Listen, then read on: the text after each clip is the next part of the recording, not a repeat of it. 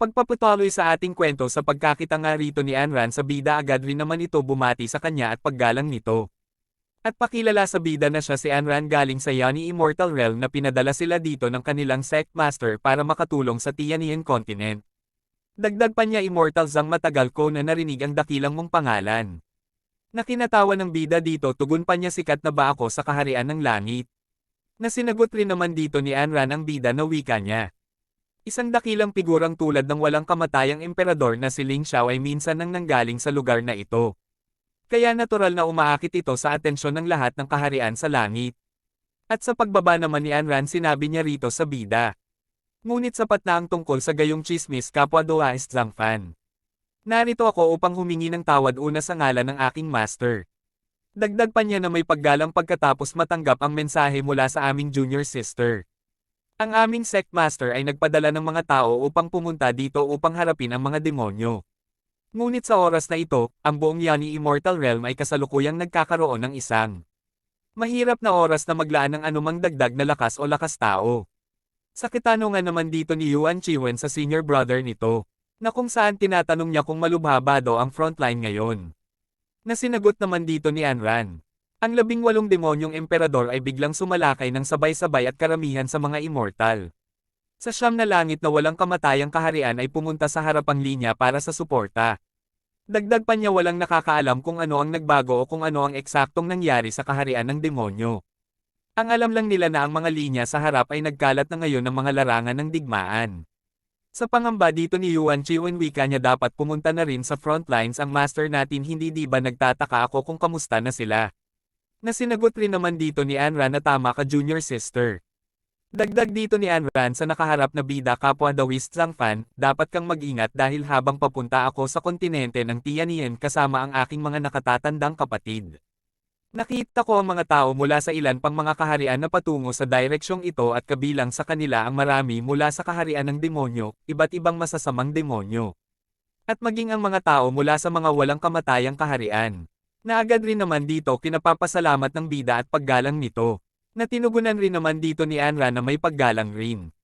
Wika niya hindi na kailangang pasalamatan kami pumunta kami dito para suportahan ang iyong Tianian Continent.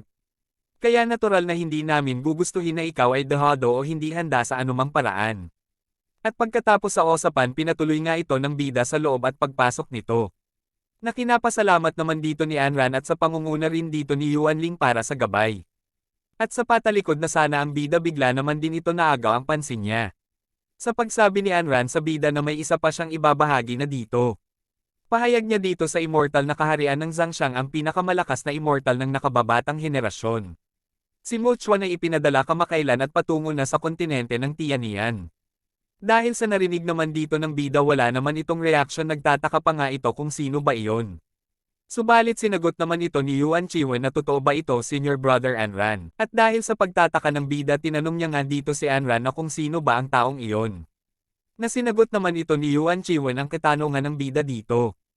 Ayon dito si Mu Chuan, isa sa pinakamalakas na immortal o ang nakababatang henerasyon sa immortal na kaharian ng Zhangxiang. Ay itinuturing na kahalili ng susunod na henerasyon ng immortal na hari ng Zhangxiang immortal na kaharian.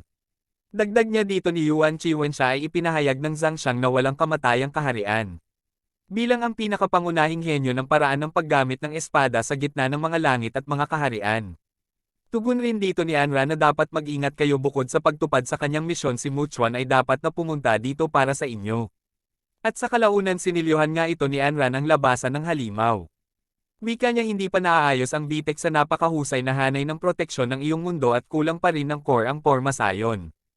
Ibig sabihin ay patuloy pa rin ang pag-drain ng kuryente kaya nag-aalala ako na hindi na ito makakatagal ng mas matagal.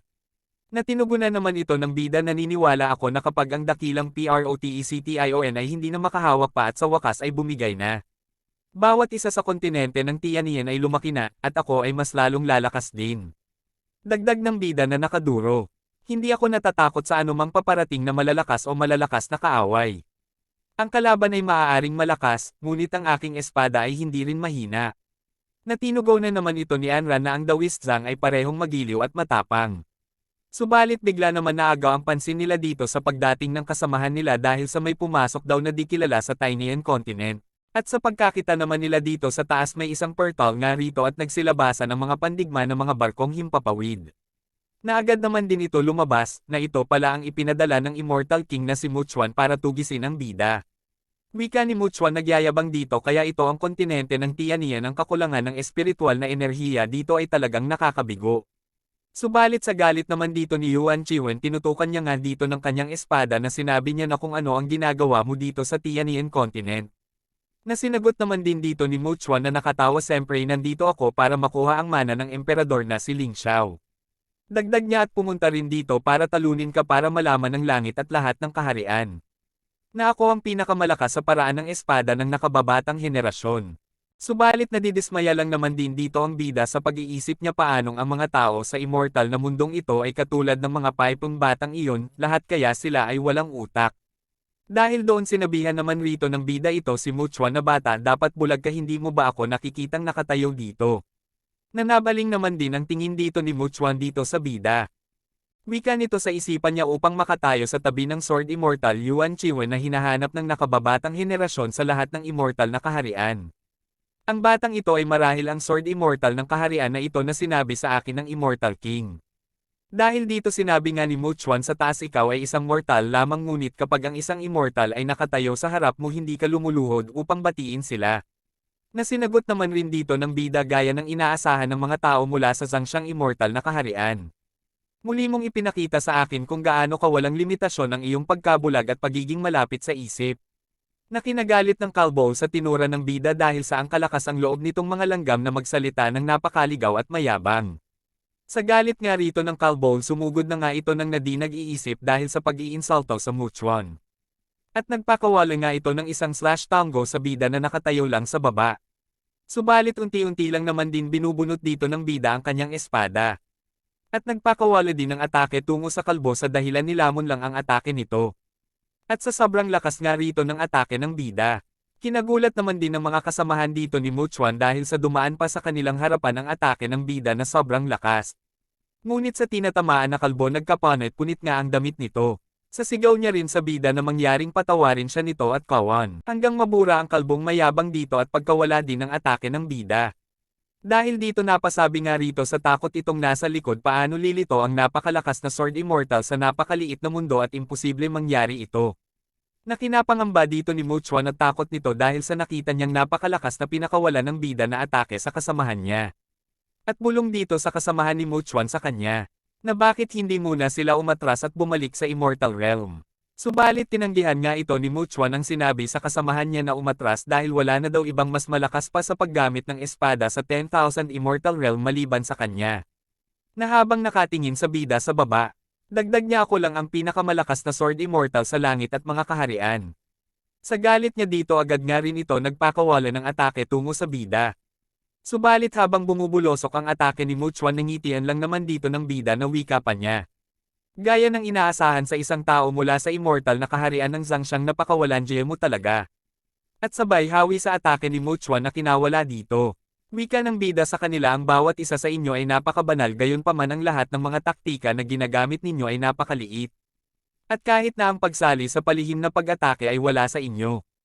Nakinagulat dito ni Muchuan dahil sa ang atake niya parang wala lang sa bida. Nakinatakot din ng mga kasamahan dito ni Muchuan. Dag ng bida dito ngunit ngayon na ginawa mo ang iyong hakbang ang tanging dahilan na hayaan kitang masaksihan ang aking kakayahan sa paraan ng espada.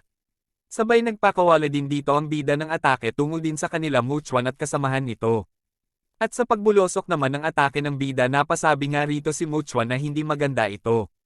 Na habang dumaan ang napakalakas na atake ng bida sa harapan nito.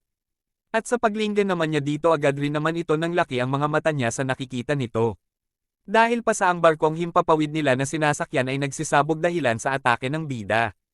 Bukod din doon sa di makapaniwala na si Muchuan sa lakas ng bida na paluhod nga ito na tinitingnan ng kasamahan nito na namamatay at pagsabog. Dahil sa lakas ng bida agad nga ang mga ito umatras at akay-akay na si Muchuan dahil sa iulat daw nila ito sa Immortal King. Na habang nagbabagsakan ng mga barkong himpapawid na habang pinagmamasdan ng bida ito at Anran. Wika niya sa bida dito kahit na hindi ito ang unang beses na nakita ko ito nakakagulat pa rin. Nakinatuwa naman dito ng bida at kinapasalamat. Ngunit bigla naman din nabaling dito ang bida sa Yuan Chiwen at tinanong kung ano ang problema. Nasinagot naman din ito dito ni Yuan Chiwen, mas maganda sana kung ipagpatuloy ko lang ang pagkilala kay Mu Chuan sa pamamagitan ng kanyang reputasyon at katanyagan. Kaysa makilala ko siya ng personal at masaksihan ng sarili kong mga mata ang kanyang kakayahan sa espada. Siya ay pinuri bilang isa sa mga kambal na bituin ng nakababatang henerasyon sa tabi ko, ngunit sa huli, ang kanyang mga kasanayan sa paraan ng espada ay talagang nakakadismaya. Dagdag dito ni Yuan Chiwen na habang nakatanaw sa tumatakas na si Mu Chuan, sukdulan at may isang tiyak na uri ng pagmamataas. Ito ay isang ganap na hindi magandang diskarte sa paraan ng espada. Nasinagot rin naman dito ni Anran hindi na kailangang mabaygo. Dagdag niya na may isang henyo sa dakilang daw ng espada tulad ng nakababatang na si Zhang sa tabi mo, nag-aalala ka pa ba sa kalungkutan ng iyong paglalakbay sa taas ng daan ng espada? Na biglang kinatahimik ni Yuan Chiwen. At bigla naman din ito nabuhayan at sinabi sa bida na tingnan natin kung sino sa atin ang magiging pinakamahusay sa paraan ng paggamit espada Zhang Fan. Nasinagot rin naman dito ng bida na mabuti ngunit ang aking kasanayan sa espada ay palaging walang kapantay. Nasinang-ayon na naman din ito ni Anra na buti ito. Subalit wika niya sige at ipagpatuloy natin ang pagpapalakas ng protective formation kasama ang espada ni Brother Zhang upang protektahan ito. Ang kontinente ng Tianyan ay hindi makaranas ng kaunting kapayapaan at katahimikan ng ilang sandali. At walang sinasabi kung kailan kakailanganin ang iyong tulong sa panig ng aming master. At sa kabilang banda sa larangan ng digmaan sa pagitan ng mga demonyo at mga immortal,